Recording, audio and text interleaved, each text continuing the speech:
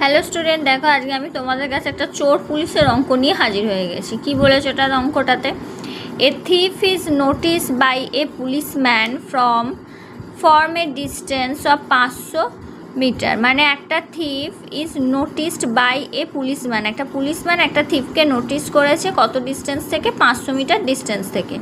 The thief starts running and the policeman chase him. Thief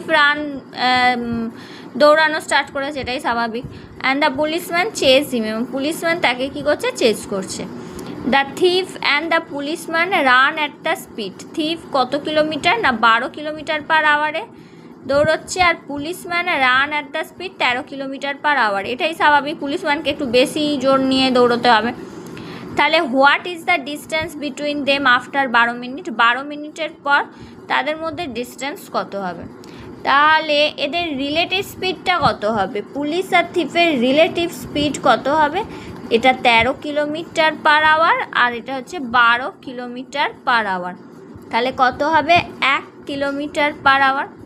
ঠিক আছে, এখানে বলেছে 12 মিনিটে, এটাকে যদি আমি ঘন্টাতে পরিণত করি তাহলে কত হবে টাইমটা? না 12 মিনিট মানে হচ্ছে 12/60।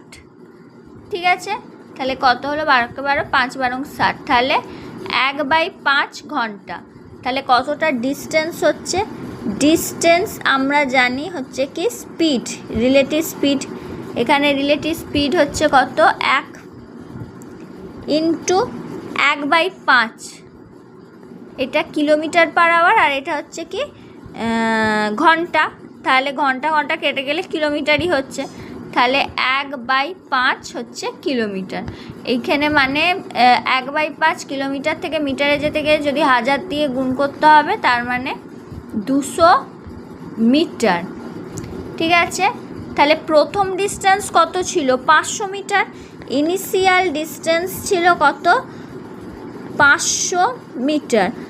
আর এখানে হচ্ছে 200 মিটার বেরোলো। ডিস্টেন্স 12 মিনিট পর বেরোলো 200 মিটার।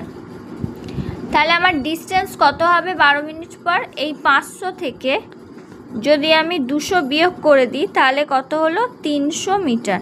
তাহলে 12 মিনিট পর তাদের মধ্যে দূরত্ব হচ্ছে কত? 300 মিটার। এটাই হচ্ছে অ্যান্সার।